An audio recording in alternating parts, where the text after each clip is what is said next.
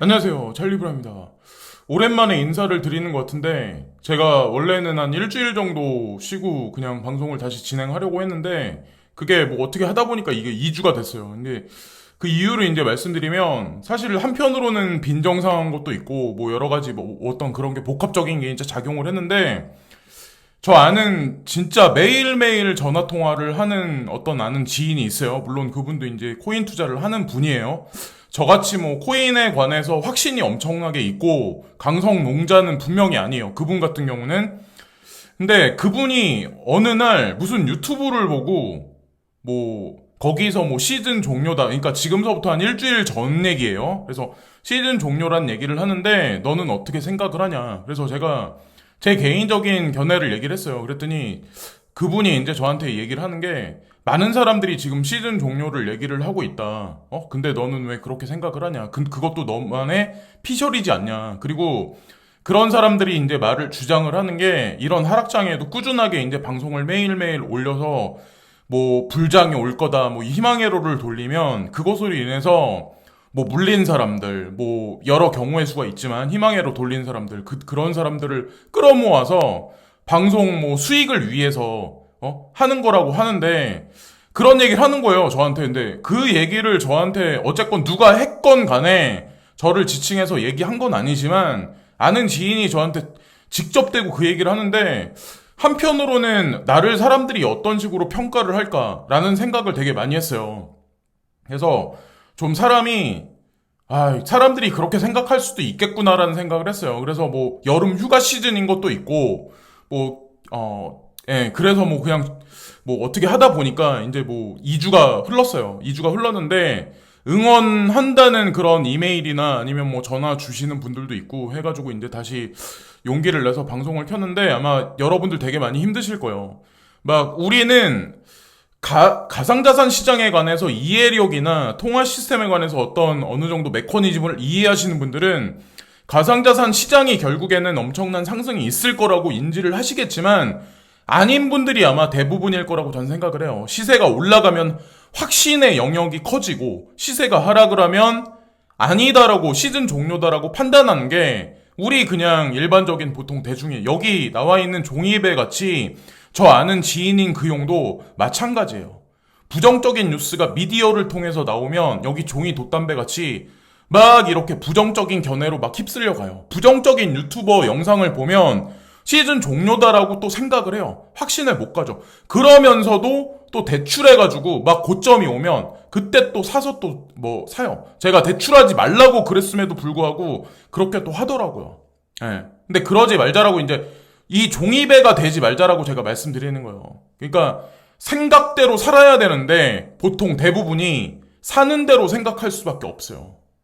먹고 살기 힘드니까. 근데 그러지 말자라고 그런 의미에서 이제 앞에 먼저 이제 장면을 꺼냈고 가장 최근 나온 뉴스 중에는 이 아마존 관련해서 아마 크립토 커런시 뭐 페이먼트 관련한 채용을 할 거다 이런 얘기를 아마 여러분들 다들 들어보셨을 거예요. 그래서 뭐 그것으로 인해서 뭐 급등이 있었다. 그리고 나서 하루가 딱 지나니까 루머였다. 뭐 이런 식으로 저런 식으로 막 뉴스 가지고 또 우리 같은 일반적인 대중들을 막 가지고 놀잖아요. 근데 거기에 휘말릴 필요가 없는 게 제가 그래서 2017년도 여기 나와 있는 거대로 11월 2일 날 이 뉴스가 나왔거든요.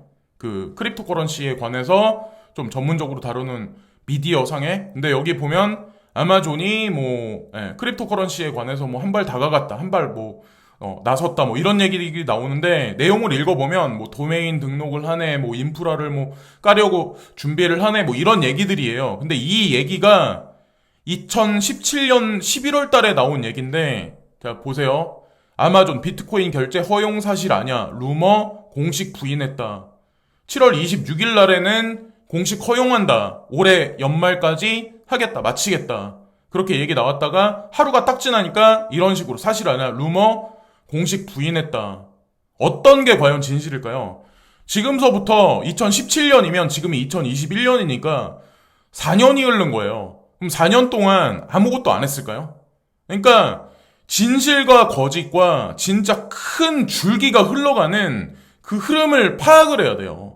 그리고 그것에 관해서 우리가 좀 집중을 해야 되는데 뉴스가 하루가 또 다르게 나와서 결제 허용 사실 아니야 이렇게 나오면 그게 또 진실이 돼버리는 거예요. 전 이게 진실이라고 생각하거든요. 4년이나 이거를 울고 먹었을까요? 이 중간중간에는 2018년에도 그렇고 2019년에도 그렇고 아마존하고 크립토커런시하고 관련해서 여러 개의 뉴스들이 또 되게 많아요.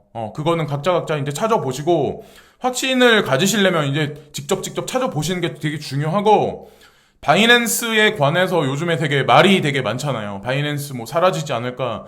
국내 거래소, 그러니까 국내 사용자들 분 중에 분명히 이제 바이낸스 인터내셔널을 사용하시는 분들이 되게 많은데 걱정하시는 분들이 되게 많을 거예요. 그래서 오늘 새벽에 나온 거랑 이제 퍼즐을 맞춰서 이제 말씀드리려고 하는데, 저는 솔직히 바이낸스에 많은 가상자산을 보관은 하진 않아요. 그렇지만 보관을 하는 건 맞아요. 저도 이제 뭐 국내에 상장 안 된 뭐 코인들이나 개인 지갑에 안 가지고 있는 코인들 같은 경우는, 근데 바이낸스 CEO가 거래소가 확장됨에 따라 규제기관과 협력하기를 원합니다. 그래서 미국에서 뭐 퇴출, 뭐 미국 시민들한테 뭐 사용 못하게 한다, 뭐 우리나라도 우리나라 정부에서 사용 못하게 한다, 이런 얘기들이 되게 많아서 VPN을 결국 써야 되냐, 막 이런 얘기들 저런 얘기들이 되게 많잖아요. 근데 막상 9월달 가서 그 걱정은 그때 그 상황 가서 이제 걱정하시면 되고, 지금도 뭔가 이제 노력을 하고 있는 것 같아요. 이게 오늘 새벽에 나온 뉴스인데, 모든 곳에서 라이센스를 원한다. 창펑자오가 이제 그 얘기를 했고, 이제부터 금융기관이 되겠다 라는 한 문장을 딱 던져요. 금융기관이 되겠다라는 얘기를 해요. 가상자산 거래소가 금융기관이 되겠다? 크라켄같이 은행 라이센스를 정부로부터 받겠다? 이런 얘기인가? 저희 이제 이런 생각을 했거든요. 이 문장을 보면서. 그런데 아이러니한 거는 23일이죠. 예, 여기 보면은 무슨 얘기가 있었냐면, 이게 진짜 얼마 전에 나온 뉴스거든요. 바이낸스 미국이, US죠. 바이낸스 US가 IPO 경로를 검토 중이다. 창펑자오가 또 이런 얘기를 해요. 한쪽에서는 규제해서 없애버리겠다라는 얘기가 나오고, 한편에서는 IPO, 또 상장까지 하겠다, 이런 얘기가 나와요. 어떤 게 또 기준을 잡아서 우리가 어떻게 또 생각을 해야 될까요? 자, 항상 이제 이 퍼드 뉴스를 통해서 되게 흔들리게 되게 많이 하거든요. 항상 그 시장의 상승과 하락을 주고. 그래서 어쨌건 이런 뉴스가 그냥 나온 건 아니라는 생각을 하고, 그에 반해서 딱 보시면 바이낸스도 여기 보세요. 레버리지에 관해서 원래 100배짜리가 있는데 20배로 제한을 한대요. 이게 사실은 규제 안에 들어가기 위해서 하나하나 지금 커트를 쳐나가고 있고 정리를 한다는 생각을 저 이제 하게 됐거든요. 이것도 오늘 새벽에 이제 발견을 한 건데, 자 보세요. 20배로 제한을 걸었다라는 얘기가 있고, 또 하나는 그 바이낸스가 세금에 관해서 레포팅할 수 있는 툴에 관해서 이제 소개를 하고 있는데, 여기 나와 있는 거대로 제3자 세금 공급 업체에 연결하여 보고 요구 사항을 간소화할 수 있는 툴을 제공한다. 세금에 관해서도. 그러니까 뭔가를 지금 준비를 하고 있다라고, 그냥 이렇게 정리를 하시면 어떨까라는 이제 생각을 합니다. 제가 그래서 뭐 바이낸스 대변인은 아니잖아요. 근데 가상자산 시장에서 바이낸스가 가지고 있는 영향력이, 아니면 이 인프라나 인지도가 엄청나기 때문에 바이낸스가 결국 전 세계 거래소 시장에서 결국 그 자리에 못 있게 된다면, 저는 그 여파가 하반기에 들어서 되게 부정적인 영향이 있을 거라 생각하거든요. 그래서 긍정적인 어떤 결정적인 뉴스가 나온다면 그 여파도 아마 되게 크지 않을까라는 생각을 되게 많이 해요. 그리고 오늘 하고 내일로 넘어가면서, 그러니까 29일이죠. 한국 시간으로 29일 새벽 3시에 금리가 아마 발표가 될 거예요. 그래서 FOMC 정례 회의가 있을 텐데, 계속 0.25에서 올라가지도 내려가지도 않았었어요. 근데 여러분들이 이제 테이퍼링에 관해서, 금리 인상에 관해서 걱정하시는 분들이 되게 많아요. 국내 은행들 같은 경우는 제가 알기로 대출 받으신 분들 금리를 야금야금 올려가고 있는 건 맞아요. 지금 현재 이제 실정이. 근데 어쨌건 이 금리가 사실 진짜 결정적인 거거든요. 미국 연준에서 금리를 과연 뭐라고 발표할지가.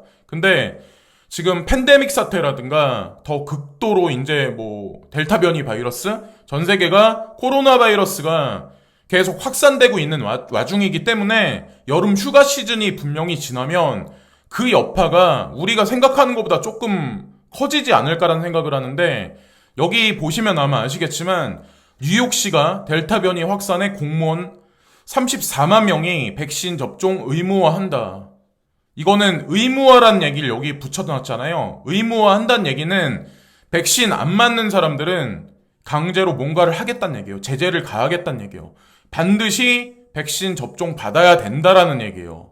그래서 그리고 뭐 뉴욕시, 캘리포니아주 전부 다 자, 백신 의무화한다. 백신 의무화는 규제라는 생각을 전 하거든요. 맞을 사람은 맞고 안 맞을 사람 맞지 마가 아니라 100% 맞아야 돼 라고 규제를 한 거예요. 그럼 이게 직업적인 영향이 있을 거예요. 일단은 공무원들만 여기 포함해서 얘기를 하지만 이게 점점 늘어날 거라고 이제 저는 생각을 해요. 직업적인 거, 그리고 공간적인 제약.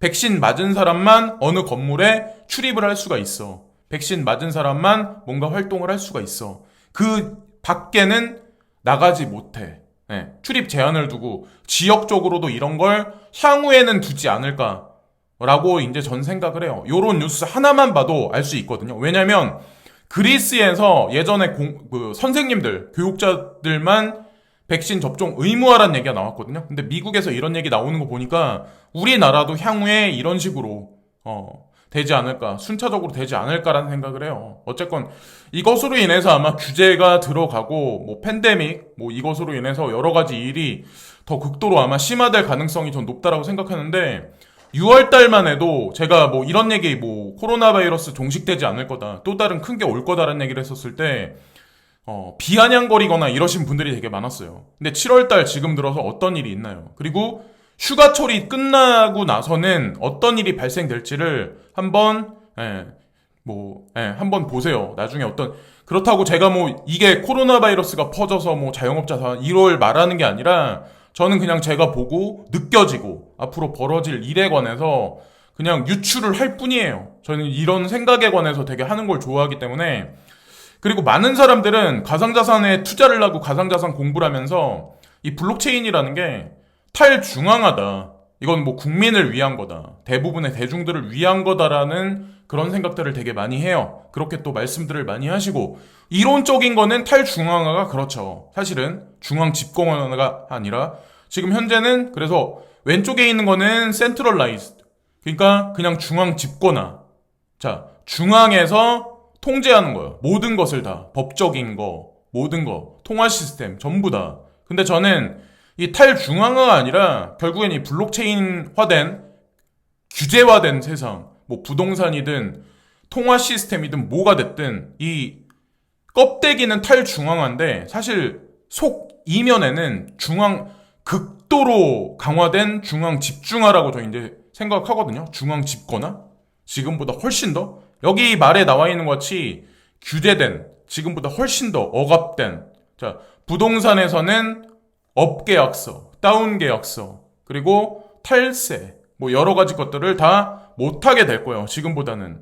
왜 이제 그 권력자들이, 지금 우리가 생각하는 권력자들 있죠. 권력자들, 뭐 정치인들, 뭐 엘리트라고 하는 사람들. 그 사람들이 왜 금시장에 관해서 좀 그러그러 하고 코인 시장을 키울 수밖에 없냐면, 제가 말씀드린 대로 중앙 집권화를 키우기 위해선 이거를 키울 수밖에 없어요. 이거는 탈중앙화예요. 금덩어리는 어떤 분들은 아니라고 생각하시겠지만 저는 어떻게 보면 이게 탈중앙화로 생각하거든요. 금은 물리적이잖아요. 금 현물 같은 경우는 사람이 개인이 무자료 거래를 할 수가 있어요. 숨길 수도 있어요.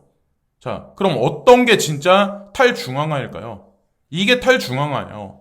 그래서 엘리트들이 궁극적으로 진짜 키워야 될 시장은, 키우려고 하는 시장은 결국에는 이 시장이라는 거예요. 크립토커런시. 우리가 투자하고 있는 가상자산이라는 거예요.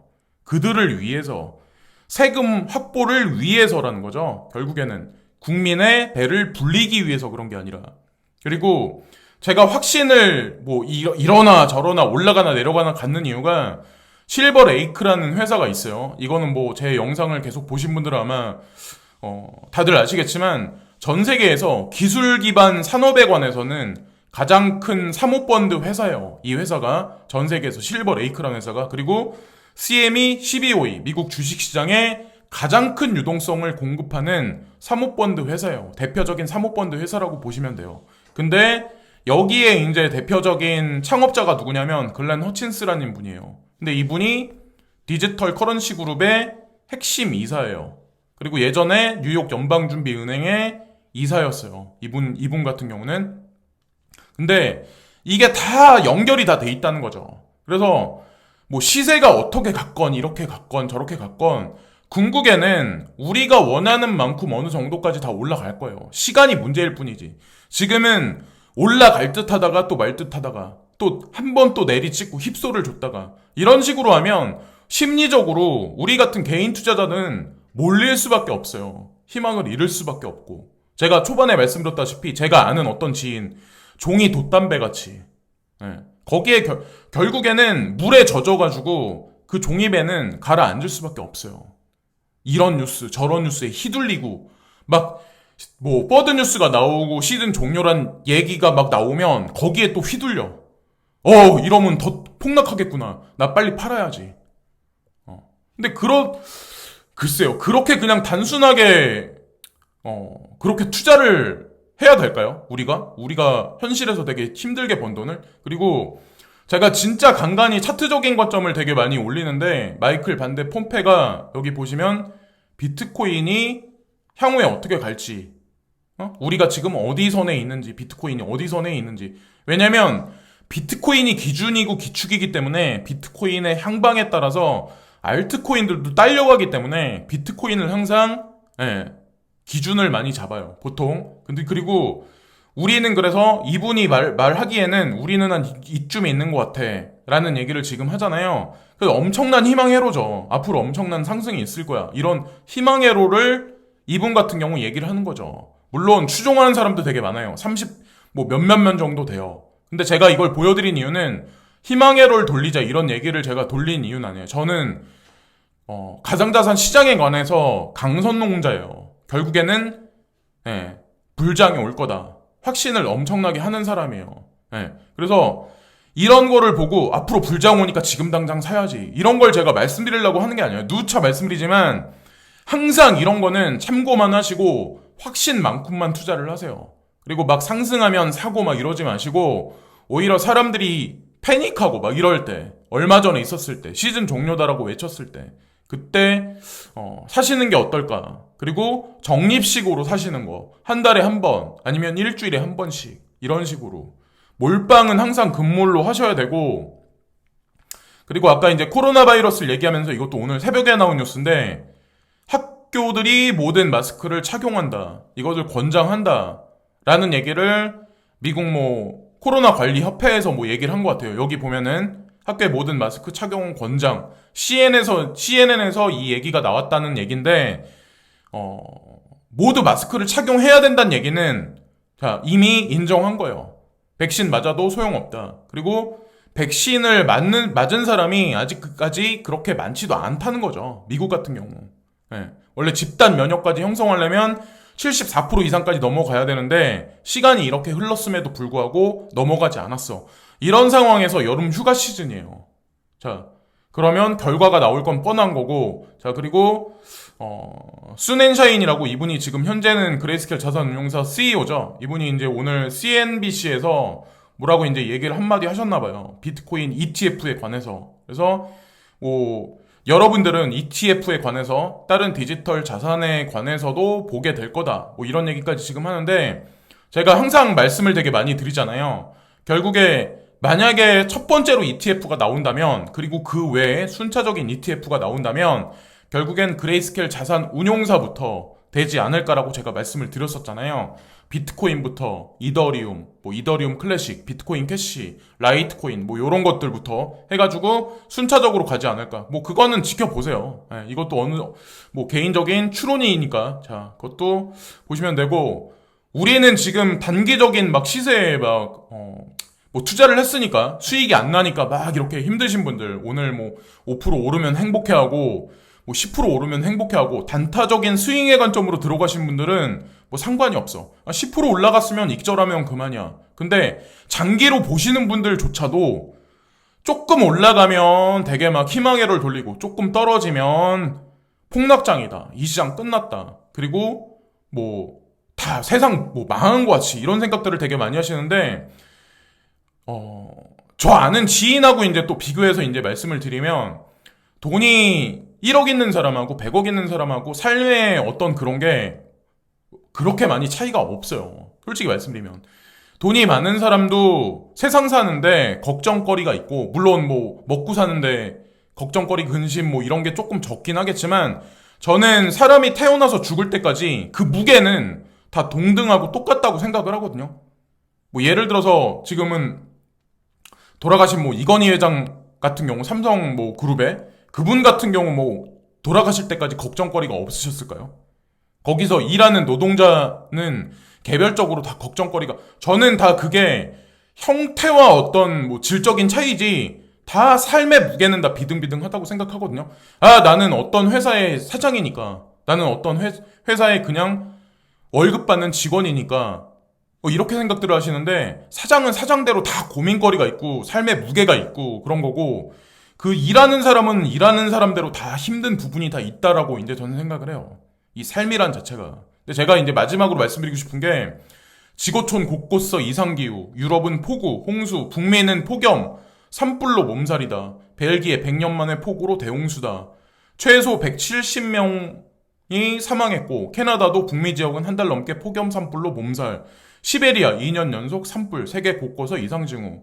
제가 알기로는 이 뉴스 말고도 중국에서도 기상이변이 있었고, 미국에서도 서부 쪽에서 기상이변에 가뭄에다가 뭐 어느 지역은 홍수다, 한쪽은 가뭄이고 한쪽은 뭐 홍수다, 이런 얘기면 무슨 얘기냐면, 전 세계 이제 식량난 있죠. 우리가 그러니까 농산물, 농산물 같은 경우 수확량이 점진적으로 줄어들 거에 관해서 우리가 어느 정도 유추할 수 있다라고 저는 생각하거든요. 그게 에그플레이션을 일으키고, 에그플레이션이 진짜 하이퍼 인플레이션으로 갈 수도 있다라는 생각을 해요. 그래서 가상자산 시장 투자가 다 사실 맞물려 있다라는 저는 생각을 하거든요. 코로나 팬데믹 사태하고, 자, 메타버스하고, 자, 관련해서, 자, 그것과 다 연결해서 이제 제가 말하면 방송 영상이 오늘은 너무 길어지니까 오늘은 딱 여기까지만 하고, 어쨌건 가상자산 시장에 관해서는 뭐 제가 오늘 영상에서 이게 쭉 이제 말씀드리면서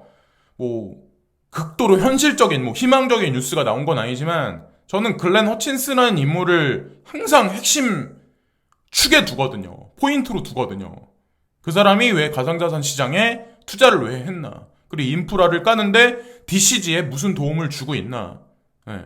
그래서 어쨌건 그것과 연결해서 보시면 되고, 마지막에 자, 과연 인플레이션과 우리 가상자산 시장은 무슨 관련이 있을까? 그리고 코로나 팬데믹 사태가 여름휴가를 끝나는 시점까지 가면 과연 어떤 여파가 있을까? 그리고 미국 연준은 코로나 바이러스 상황이 지금 창궐하는 와중에 과연 금리에 관해서 어떤 기조로 말할 수밖에 없을까라는 결론을 아마 여러분들이 그냥 유추하셔도 아마 상식적으로 내리실 수 있을 거라고 저는 생각을 합니다.